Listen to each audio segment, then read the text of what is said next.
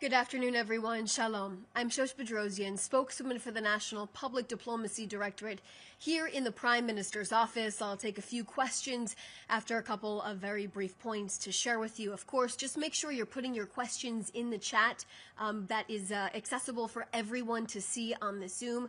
Please state your name and your outlet as well. It is Sunday, November 9th, and today marks day 765 since Hamas launched a war against Israel, kidnapping our people and massacring their communities. Prime Minister Netanyahu said at the beginning of this war that he would return all of our hostages without exception. What started as a nightmare of 255 of our people being held by terrorists in Gaza, including 4 people kidnapped before the war, is now down to 4. With today's release, Israel has secured the release of 251 people taken by despicable Palestinian terrorists, and we are committed to bringing the remaining hostages home, each and every one of them. I am standing here right now as the remains of one of our believed to be hostages is making its way to the Forensic Institute to be identified. About 30 minutes ago, the Red Cross handed over to the IDF the remains of a deceased hostage in Gaza. A military ceremony took place by our special forces to honor this life. Israel believes the remains now in our hands are of Lieutenant Hadar Golden, who was killed in battle in Gaza back in 2014 with his body kidnapped by Hamas terrorists into a tunnel. We can only be certain this is Hadar of blessed memory once the identification process is completed by the Forensic Institute and confirmed to his family. Hadar was a soldier in the Givati Brigade when he was fighting in Operation Protective Edge in Gaza. On August 1st, 2014, after Hamas violated a brokered ceasefire deal, within the first hour it was established, terrorists emerged from a tunnel in Rafah and attacked IDF soldiers, killing 3 of them.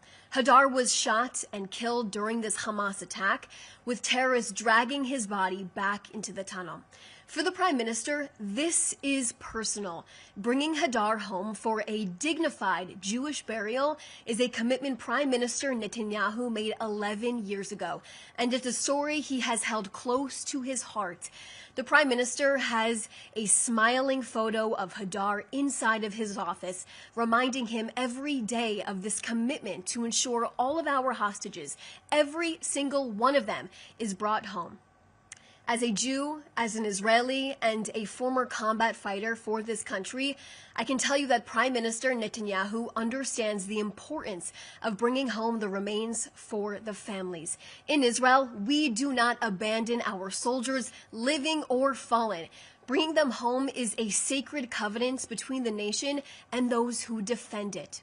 The Prime Minister describes this moral duty as the legacy from the founding of the State of Israel, and to return our soldiers who fell in battle no matter the circumstances and the amount of time it might take to complete this important and critical mission.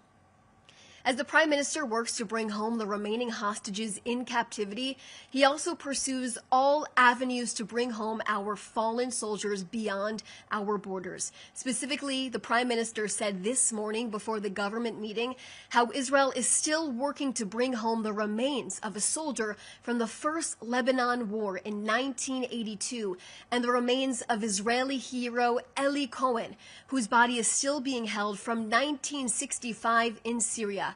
We will not let up bringing all of them home, every single one of them. With our focus on upholding the current ceasefire, we demand Hamas return our remaining hostages still in captivity. Their names are Ran Gvili, Meni Goddard, Dror Or, and Thai national Sutiask Rintalak. Hamas knows where our hostages are located inside of Gaza, and we are fully aware they can find each and every one of them if they put more effort into upholding their side of the ceasefire agreement. Next, to talk about Lebanon, Israel continues to insist on the full enforcement of the ceasefire agreement with Lebanon. Israel is taking steps to ensure our security. We will not allow Hezbollah, the terrorist organization, to recover, rebuild its strength and threaten Israel from anywhere in Lebanon. Hezbollah's terrorist activities constitute a violation of the understandings between Israel and Lebanon, and the IDF will continue to operate to remove any threats to the citizens of Israel and our soldiers. Yesterday, the IDF eliminated 3 terrorists in southern Lebanon, 2 operatives of the Lebanese Brigade's terrorist organization, which operates under Hezbollah guidance, who were smuggling weapons, and a Hezbollah terrorist who was working to restore the organization's military infrastructures. On Thursday, the IDF struck at multiple Radwan Force terror targets and arms depots in southern Lebanon. And now to talk about the economy. Israel's geopolitical status continues to strengthen, and our economy is growing even stronger than before October 7th. I can share with you today that the S&P has upgraded Israel's credit rating.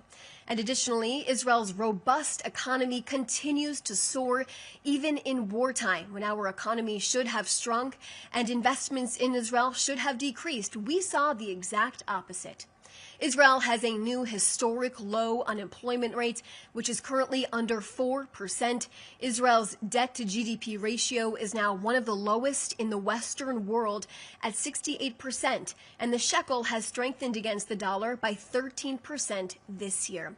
Also, international investments are continuing to increase as well, especially in the world of high-tech. Just this past year, the high-tech field brought in more than 40 billion shekels to Israel alone. I'll now take a few questions.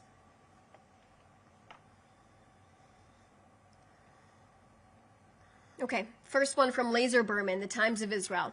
Hadar Golden's body was found by Hamas in the Israeli-controlled part of the Gaza Strip, then was taken back into Hamas-controlled territory, which Israel demanded his remains be handed over. Why does Israel let Hamas take bodies of hostages back into territory it controls? Is the Prime Minister open to any proposals that would allow the 100 to 200 Hamas operatives in tunnels in Rafah return to Hamas-controlled territory? Laser, in terms of your specific question here, I want to make it very, very clear. Hadar Golden's return is the first and foremost a humanitarian matter. It is a priority for the Prime Minister. 11 years we have been pushing, we have been demanding for the release of Lieutenant Golden's body. Here we are at a pivotal moment in time where we believe his remains are finally coming back to Israel and on its way to the Forensic Institute. At this point in time, we have a sacred obligation to make sure his remains are returned, in addition to our remaining 4 hostages in captivity at this point in time, in addition to all of the other hostages, other countries who are holding our people outside of our borders as well. Prime Minister Netanyahu has made this abundantly clear. He will do everything to bring home all of our hostages. That is a priority. And going back to your questions, I'm really not sure what you're actually referring to, but let's make it very, very clear. Bringing home Hadar's remains is of utmost importance to the Prime Minister. Maria Traspaderne, I have 2 questions. Will Israel guarantee safe passage for Hamas members in the Rafah area controlled by the Israeli army once the return of hostage Hadar Golden's body is confirmed? Can you confirm that United States Special Envoy to the Middle East, Steve Witkoff, and Trump advisor Jared Kushner will visit Israel tomorrow? In terms of that, I will continue to reiterate the coordination between President Trump's administration and Prime Minister Netanyahu and our team here is crystal clear, and it is very, very strong. We will continue to work together on all fronts, and especially, of course, under the ceasefire plan, which was brought to fruition with the help from President Trump and from Prime Minister Netanyahu, of course, that got us to this point in time where we currently have the ceasefire in place. We are expecting Hamas to uphold their side of the agreement. We have 4 hostages still in captivity.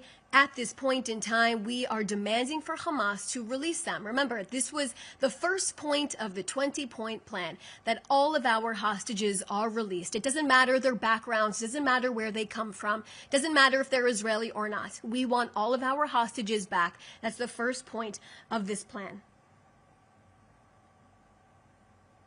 And going back to the question about Lieutenant Hadar Golden, It is our priority to make sure he comes home, his remains are returned home, and he has a dignified Jewish burial, the same way that his family has been wanting him to come home, in addition to the Prime Minister, for 11 years now. Remember how we got here. You can ask about anything you want, but let's talk about the series of events that got us here. Back in 2014, we had one of our soldiers, Hadar Golden, kidnapped. His body was kidnapped after he was murdered 11 years ago. We have not forgotten about him, and we will do everything, of course, to get our remaining hostages out, but to bring Hadar and the remaining hostages back home for a dignified burial, that is our focus, and that's the exact terminology and the wording of our 20-point plan that we've continued to reiterate over the last month.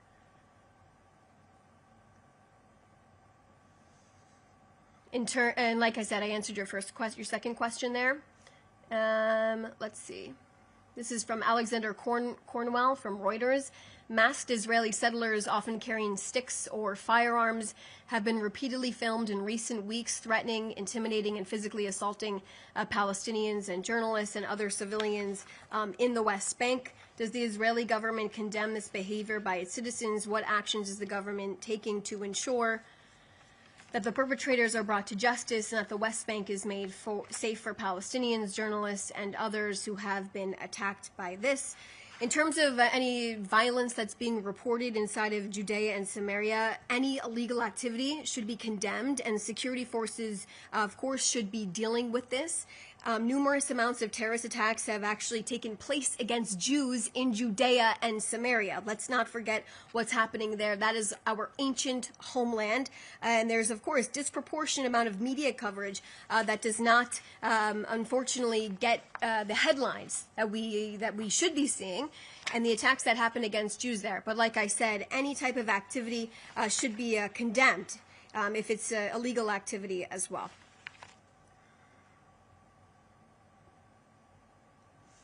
This is from Norit. I'm not sure what your outlet is, but the U.S. has been pushing to establish the Board of Peace and Deployment of ISF, the International Stabilization Force, for the second phase of the peace plan in Gaza. How does Israel react to it? Does Israel support the deployment of the ISF into Gaza? I will make this very simple. Just read the 20-point plan. The International Stabilization Force is listed under the 20-point plan. Israel will abide by the 20-point plan, and we are upholding that plan. We have been from the beginning. As Hamas continues to violate it, we will uphold it. And let's remember, point one, we will get home all of our hostages. We are still waiting for the return of our remaining hostages in the Gaza Strip. Hannah Julian, the Jewish edition. Turkey has issued arrest warrants for 37 Israeli officials, including Prime Minister Netanyahu, and the U.S. has been pressuring Israel to accept the participation of Turkey in the International Security Force, and the multinational civil military administration in Phase 2 is expected to oversee the governing specifically of the Gaza Strip. So in terms of that, here's what I can tell you, and of course, thank you for your questions. There will be no Turkish boots on the ground in the present, in the past, in the future, specifically in the International Stabilization Force. Shana Fold from Israel Daily News. Is Lebanon's army equipped to actually disarm Hezbollah, and are they making efforts to do so? What kind? Of course, there's a ceasefire in place, and we are expecting it to be upheld. Israel is continuing to enforce the ceasefire in Lebanon and to ensure that Hezbollah does not pose a threat to Israel's citizens, to our people, and of course our soldiers as well. And Israel will take actions to defend our border. And of course, like I mentioned in our briefing, Shana, you can go back and just take a look of the specific details that I gave on that. Aryeh O'Sullivan from Khan English Radio. Will the IDF allow the Hamas terrorists trapped underground in Rafah to go free? I have already answered this question. I do want to take the time actually right now to just talk about one of our other released hostages who came home over the weekend. On Saturday, Command Sergeant Major Reserves Lior Rudaef. He was born in Argentina. He immigrated to Israel when he was 7 years old. He lived on kibbutz near Yitzhak and was the deputy security coordinator and member of the rapid response team right there on October 7th. Lior fought heroically alongside his team that horrific morning of October 7th. He fought off many terrorists outside of the gates of the community. He was ultimately killed in battle with his body taken hostage into Gaza by terrorists from Islamic Jihad. He was 61 years old at the time he was murdered, and he leaves behind his wife, his 4 children, 3 grandchildren, his father, and his 2 siblings. His remains came home over the weekend. Lior Rudef of blessed memory, may his memory forever be a blessing as we continue to bring home all of our remaining hostages. Those are all of the questions that I see right now. Thanks so much for everyone who joined us. Please feel free to reach out to the Prime Minister's office if you have any additional questions.